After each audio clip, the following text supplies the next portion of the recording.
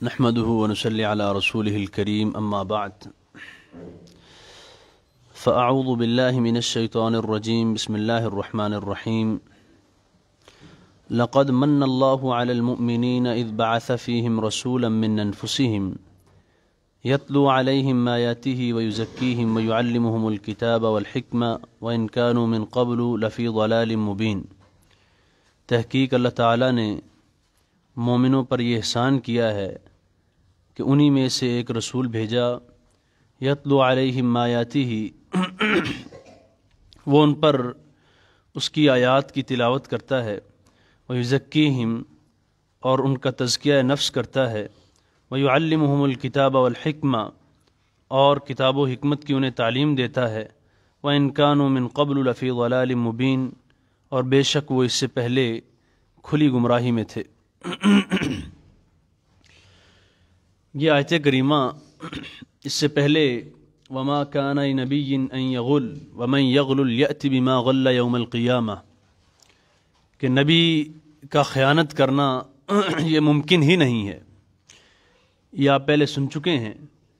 اور اس کے فوراً بعد یہ آیت کہ لقد من اللہ علی المؤمنین اذ بعث فیہم رسولا من انفسہم، کہ رسول اکرم صلی اللہ علیہ وآلہ وسلم کی ذات گرامی تو آپ کی تربیت کرنے کے لیے آئے ہیں،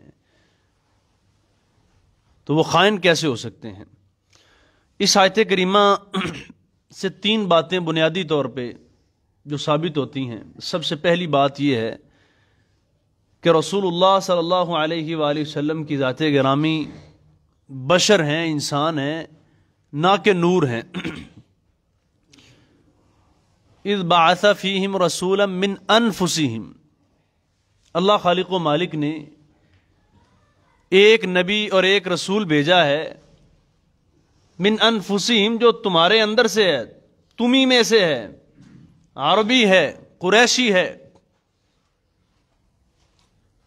اب نور کہنے والے جو ہیں، میں اس پہ زیادہ لمبی بات نہیں کروں گا، وہ ان آیات کی کیا تعویل کرتے ہیں؟ کیا ان کے پاس دلیل ہے کہ رسول اللہ صلی اللہ علیہ وسلم کی ذات گرامی کو، آپ علیہ الصلوۃ والسلام کو وہ نور کہتے ہیں؟ ہم تو کہتے ہیں کہ آپ علیہ الصلوۃ والسلام بنفسہ ہی و بذاتہ ہی، آپ علیہ الصلوۃ والسلام کی ذات جو ہے وہ بشر ہے، اور آپ علیہ الصلوۃ والسلام جو لے کے آئے ہیں دین، شریعت، اسلام، قرآن، یہ نور ہے۔ آپ خود بشر ہیں، اور جو دین، شریعت، جو اسلام، جو قرآن آپ لے کے آئے ہیں یہ نور ہے۔ اس بات کو سمجھنے کی ضرورت ہے۔ اور رسول اللہ صلی اللہ علیہ وآلہ وسلم کی ذات گرامی، اگر آپ علیہ الصلوۃ والسلام بشر نہ ہوتے، نور ہوتے، تو کہیں کوئی قرآن مجید کی آیت یا کوئی واضح، کوئی اس طرح کا کوئی اشارہ، کوئی واضح دلیل کو ہمارے سامنے بھی آتی۔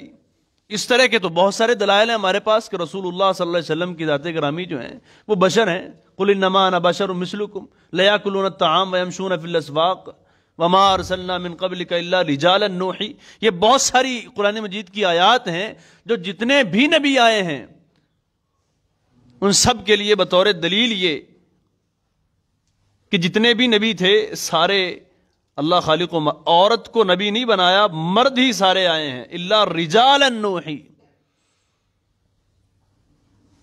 اور اگر انہوں نے کہا کہ جی آپ علیہ السلام نور ہیں، تو نوریوں کے اندر سلسلہ ولادت ثابت کر دیں۔ رسول اللہ صلی اللہ علیہ وسلم کے تو والد ہیں، دادا ہیں، ایک سلسلہ نسب ہے جو پہنچتا ہے، سلسلہ ولادت ہے ایک، تو آپ ثابت کریں۔ نوریوں کے اندر سلسلہ ولادت سے ہم حق بجانب ہیں، ہم پوچھ سکتے ہیں کہ جبریل علیہ السلام کی والدہ کا نام بتائیں،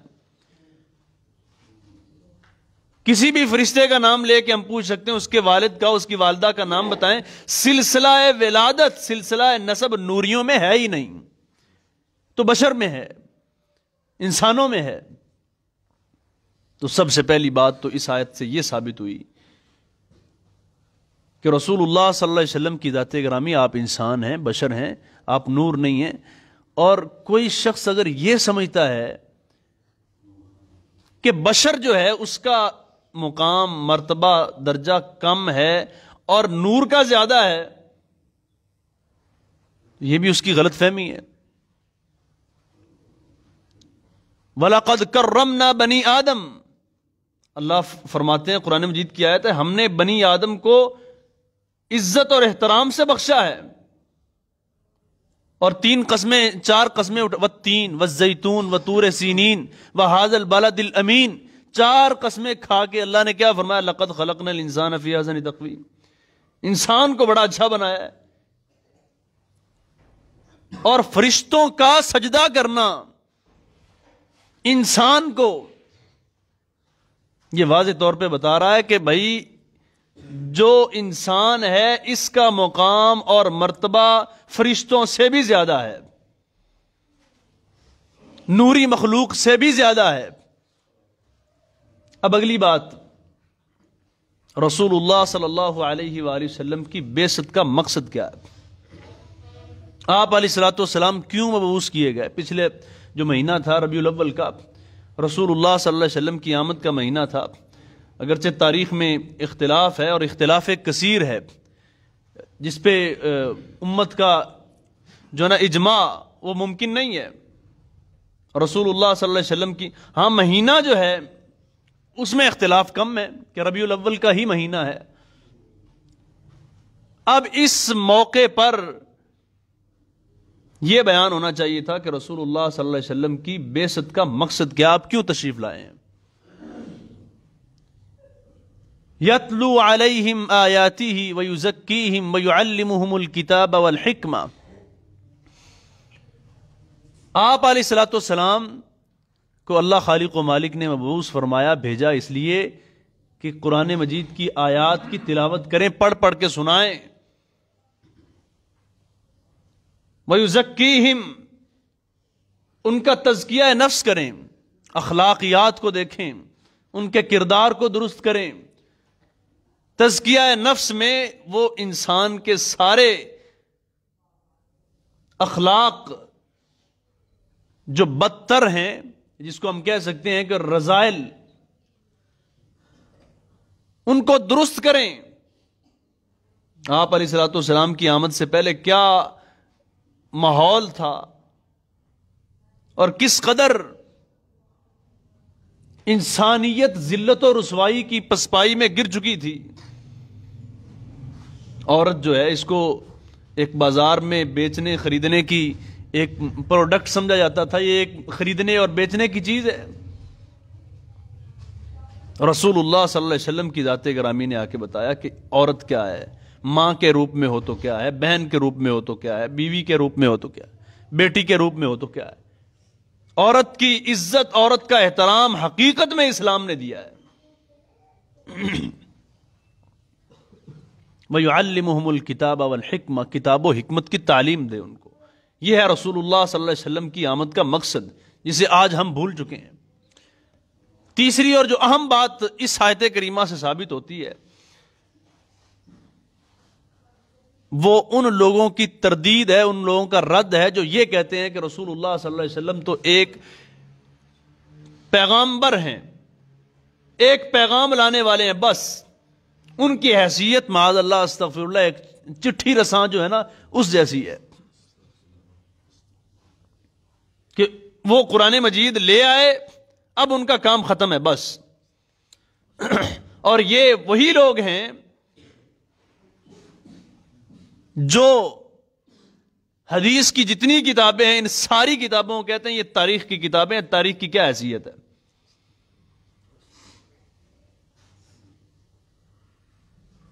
اور یہ جو آیت ہے قرآن مجید کی بے شمار آیات ہیں، یعنی آپ ان کو سادہ لفظوں میں منکرین حدیث کہہ سکتے ہیں، جو حدیث کا انکار کرنے والے ہیں۔ کہتے ہیں سارا کا سارا جو ہے نا ہمارے لیے قرآن ہے، قرآن مجید ہے بس، اور رسول اللہ صلی اللہ علیہ وسلم کی ذات گرامی جو آپ لے کے آئے یا جو آپ کے ساتھ واقعات ہیں وہ ایک تاریخی واقعات ہیں. تو قرآن مجید کی بے شمار آیات سے ان کا انکار ہوتا ہے. ہمارے پاس دلائل، لقد کان لکم فی رسول اللہ اسوۃ حسنہ، آپ علیہ الصلوۃ والسلام کی ساری زندگی تمہارے لیے اسوہ حسنہ ہے. یا ایھا الذین آمنوا اطیعوا اللہ واطیعوا الرسول. اللہ نے یہ کیوں نہیں فرمایا اطیعوا اللہ بس اللہ کی اطاعت کرو، آگے یہ کیوں فرمایا واطیعوا الرسول، رسول کی اطاعت کرو. قل ان کنتم تحبون اللہ فاتبعونی یحببکم اللہ، اگر تم یہ چاہتے ہو اللہ محبت کرے تم سے، فاتبعونی، میری اتباع کرو، میری پیروی کرو. بے شمار آیات ہیں قرآن مجید کی. اگر یہ کہتے ہیں یہ تاریخ کی کتابیں ہیں، صحیح بخاری، صحیح مسلم، ترمذی، نسائی، ابن ماجہ، ابو داؤد، یہ ساری تاریخ کی کتابیں ہیں تو ٹھیک ہے.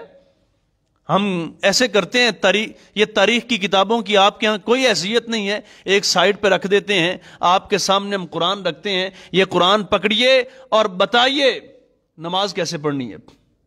حدیث کی طرف نہیں جانے دیں گے ہم. اگر آپ کہو گے نا کہ حدیث، صحیح بخاری کی حدیث میں یہ لکھا ہوا ہے رفع الیدین کرنا ہے، پھر سبحانک اللہم و بحمدک و تبارک اسمک یہ پڑھنا ہے، پھر فاتحہ پڑھنی ہے، پھر اس کے بعد کوئی سورت پڑھنی ہے، رکوع میں جانا ہے، رکوع میں جا کے یہ حدیث کی طرف نہیں جانے دیں گے ہم. کیوں؟ آپ کے ہاں تو حیثیت ہی نہیں ہے حدیث کی. آپ تو یہ کہتے ہیں تاریخ کی کتابیں ہیں، معاذ اللہ استغفر اللہ. حج کا طریقہ ثابت کریں، عمرہ کیسے کرنا ہے ثابت کریں، زکوٰۃ کتنی دینی ہے ثابت کریں، نکاح اور طلاق کے مسائل ثابت کریں، صرف قرآن سے ثابت کرنے. یہ لوگ بے بس ہیں اور اڑے ہوئے ہیں بس اپنی ضد پہ، ان کے پاس کوئی کچھ نہیں ہے، کوئی دلیل نہیں ہے، بیچارے ہیں، بے بس ہیں. رسول اللہ صلی اللہ علیہ وسلم کے فرامین کو، آپ کی احادیث کو، آپ کے جو اقوال ہیں احادیث، ان ساری چیزوں کو نکال دیں تو شریعت بچتی ہی نہیں ہے. یہ قرآن مجید کی تفسیر، تشریح، اس کو سمجھنے کے لیے ہمیں حدیث کی ضرورت پڑتی ہے. حدیث پڑھنی پڑے گی. اگر ہم حدیث نہیں پڑھیں گے تو یہ قرآن نامکمل ہے.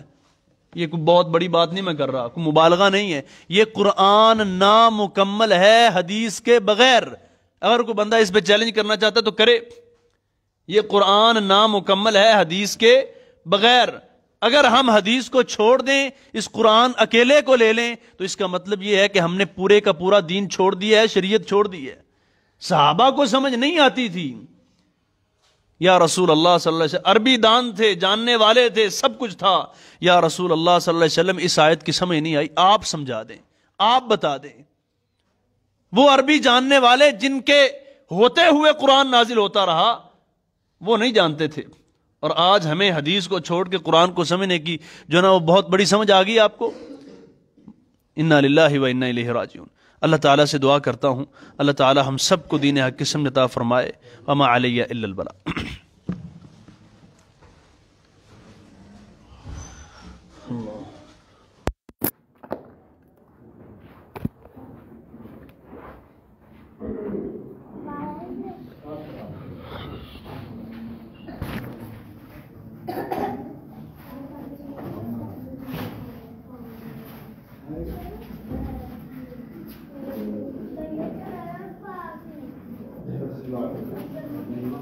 Thank you.